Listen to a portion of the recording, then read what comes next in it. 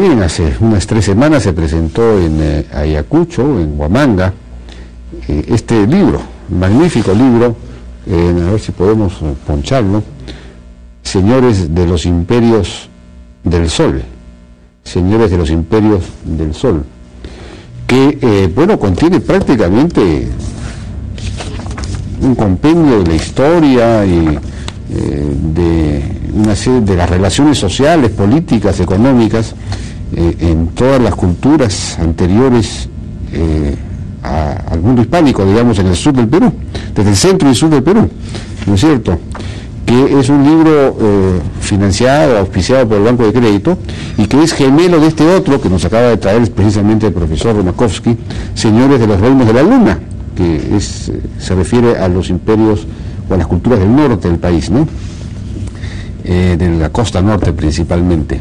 Estamos con Krzysztof Makowski, que es arqueólogo de la Universidad Católica, decano de la Facultad de Letras, me han puesto acá, decano de la Facultad de Letras, caramba, y compilador del libro, compilador de este libro, Los Señores de los Imperios del Sol, y autor de varios de los artículos que están ahí. Cristo, ¿qué tal? ¿Cómo le va? ¿Qué tal? Gracias por la invitación. Buenas noches. Bueno, felicitaciones, es un libro realmente extraordinario, incluso con aportes novedosos, ¿no?, con nuevos enfoques. Sí, en ambos libros, y particularmente este último, que finalmente trata de lo que normalmente a todos los interesa más en el mundo entero. Cuando se habla del Perú se habla de los incas, y cuando se piensa en los antecedentes de los incas, generalmente viene a la mente Huari, pero uno se pregunta, bueno, ¿y dónde vino el Huari?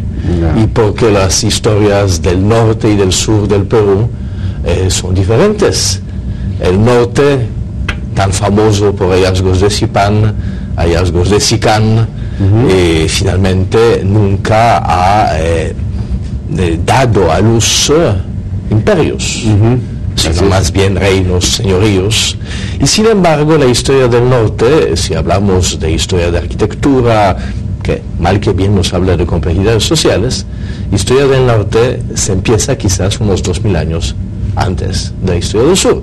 ¿Así? Así, bueno, si tomamos, no, justamente todas estas historias que los trabajos en Valle de Supe, Caral Chupacigarro y el Valle de Casma y tantos otros valles han hecho ver que arquitectura monumental e incluso arte figurativo aparece en el suelo del Perú, bueno, en el tercer milenio antes de Cristo, y la arquitectura incluso un poquito antes, en la segunda mitad del Ahora, esa es una pregunta que siempre me he hecho. Caral es una ciudad relativamente grande, sobre todo para tener 5.000 años, ¿no? Y claro, no sé si usted ha sido materia del estudio de ustedes, pero había agricultura, sin embargo no había cerámica. Es raro que en el Neolítico no haya cerámica. ¿Qué explicación puede haber ahí? Bueno, en historia del mundo descubrimos en diferentes partes del mundo que el invento de cerámica no tiene una relación estrecha, ¿no?, que otras dimensiones, contrariamente a lo que nos pensamos en el siglo XIX y en la primera mitad del XX.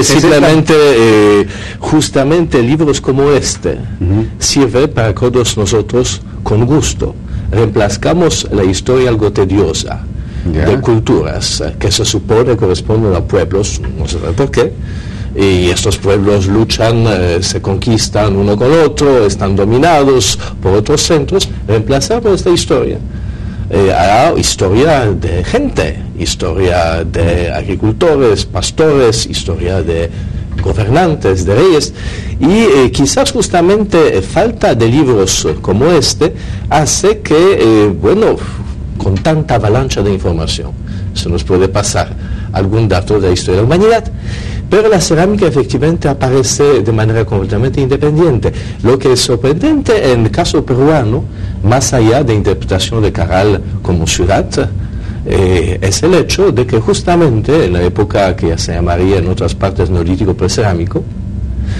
tenemos arquitectura monumental que por algunos especialistas es tildada de ciudades. Este libro y su compañero de hace 2 años trata justamente temas de urbanismo, pero desde otra perspectiva. no es tan importante si pensamos en ciudades o no ciudades, sino es importante preguntarse como usted, ¿cómo son ciudades? Porque finalmente tanto Caral como Sechin Bajo y como tantos otros sitios son ante todo conjuntos de arquitectura ceremonial. Y entonces en estos libros muchos autores, también el que habla, están proponiendo una visión del urbanismo de los Andes muy distinta de la que podemos desarrollar para hablar de Grecia, de Mesopotamia e incluso de México o mundo maya. Pero ciudades ceremoniales, pero una ciudad en la que, según lo que yo recuerdo haber leído el libro de Lanning sobre, que señalaba que en Chan Chan había vivían 100.000 personas, 100.000 personas dedicadas a la actividad ceremonial, solamente bueno, no sé cuántas vivirían. Con cálculos demográficos hay que tener mucha prudencia, porque poco hemos excavado. En realidad, gracias a estas testarudes de muchos de mis colegas, estamos excavando ahora en área, es decir, descubriendo grandes espacios, y solo así se puede saber realmente cuántas personas viven. Pero si saltamos de Caral a Chan Chan o de Chan Chan a Huari, vamos a ver que tienen mucho en común. Por ejemplo, calculando espacios, si entramos juntos a Chan Chan, vamos a ver algo parecido con Huari. Hay pasadizos entre murallas, en Chan Chan no muy organizados, que nos llevan a patios, y de patios a otros patios, y de estos patios a otros patios, y uno se pregunta, y bueno, ¿y dónde vivía el rey? ¿Y qué se hacía aquí? ¿Y por qué hay tan pocos espacios techados? Y fíjate cuál es la función de esta arquitectura, porque en Chan Chan hay estos espacios públicos tan impresionantes, de igual modo como miles de años atrás en un Caral o un Sechin, y no como debería ser calles con un montón de casas, con miles de casas. La ciudad andina, justamente, a diferencia de ciudades de otras grandes civilizaciones, parece en primera instancia un lugar donde se afirman las relaciones sociales en ámbito de rituales, de grandes fiestas. Total, es una civilización ágrafa. Entonces, para que la gente se sienta parte de la misma historia. Bueno, pero en el valle de Chicama, en fin, los valles norteños, había una agricultura bastante desarrollada, había infraestructura hidráulica y todo lo demás, lo que hace pensar que había una agricultura para abastecer a gente que vivía en la ciudad, es decir, había división del trabajo. De hecho, pero la pregunta que se hacen autores de estos libros, y también yo, ¿qué tipo de división de trabajo es? No podemos profundizar todos los temas en 2 libros, no hacemos hincapié en el asunto económico, pero para contestar por lo menos a medias esta pregunta, ¿y por qué no nos preguntamos sobre transporte? Las ciudades que tenemos en mente, las ciudades renacentistas, manieristas como nuestra Lima cuadrada, han sido posibles gracias a buques de alto tonelaje. Gracias a carros, gracias a arrieros que continúan con la tradición obviamente prehispánica, pero en una dimensión bien diferente, mucho más grande. Y aún así hemos tenido que esperar que nuestra Lima crezca. La llama no puede transportar tanto como puede transportar una mula. Una mula, un buque. Y un buque, un carro con 4 ruedas. Bueno, hay trabajos de historiadores de historia económica de antigüedad. Bueno, un poco difícil porque puede llegar a una ciudad mediterránea, pero Huari, Tecos y Huari, lo estuvimos en Huari el otro día. Huari está sepultada, básicamente, eso debería ser puesto en valor, ¿no es cierto? Obviamente. Debería ser desenterrada, estudiada. Pero una ciudad bien grande también, no sé si ceremonial o solamente para explicarle muy brevemente de qué se trata, Huari en este caso, en la lectura de los autores, tiene ciertos parecidos con ciudades occidentales, pero también tiene varias diferencias. En Huari se construye aparentemente, lo hemos visto, espacios para reuniones. En estos espacios se usa cerámica decorada que alude a mitos compartidos. Ahí la gente obviamente también está vestida en vestidos decorados. No todos pueden entrar en todas partes. Cada uno de estos recintos, según una reconstrucción hipotética, correspondería al palacio en el mundo moderno, pero es un palacio muy especial. Un palacio en que justamente, en contexto festivo, se afirman relaciones políticas, se negocia, quizás ahí se decidirá curaca tal o tal con quién se va a poder casar y con cuántas mujeres se va a poder casar, cuál sería su porción del poder. Huari, como otras ciudades, eso es mi punto de vista, no necesariamente todos los autores comparten, es una ciudad andina que quizás una de las más impresionantes, que corresponde a un sistema muy particular y muy adaptado a nuestro medio ambiente.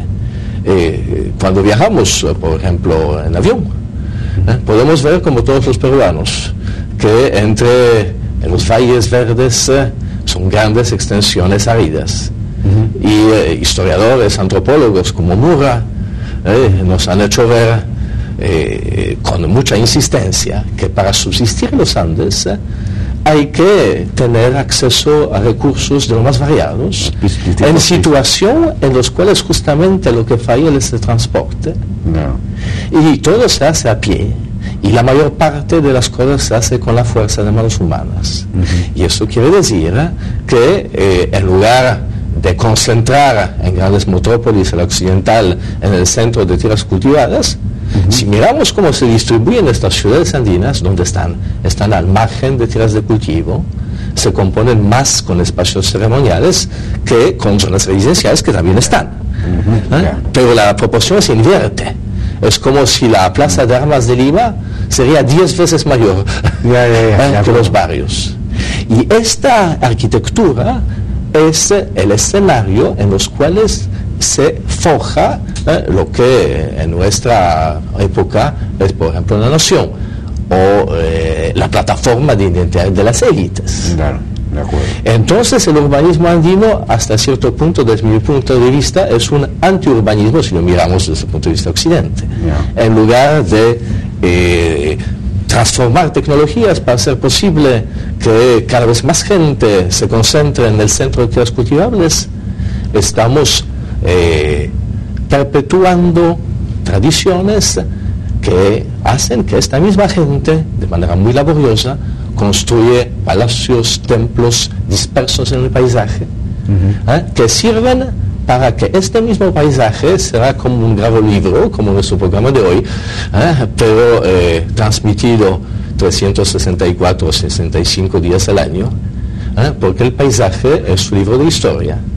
Y la arquitectura es el lugar donde se anudan, negocian, sellan, legitiman las relaciones tanto entre iguales como también entre los desiguales. Muy bien, bueno, pues una pena que no tengamos más tiempo para seguir profundizando en este tema, pero ahí está el libro, no sé cómo se puede, me imagino que está en las librerías o se podrá conseguir.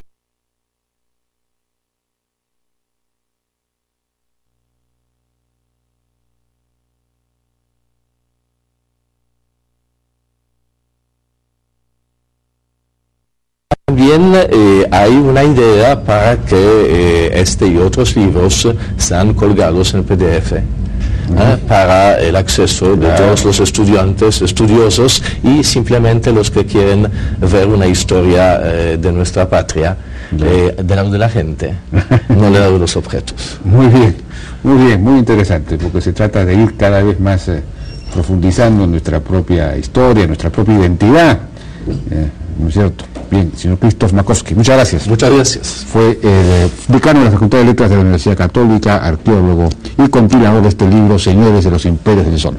Vamos a una pausa, regresamos.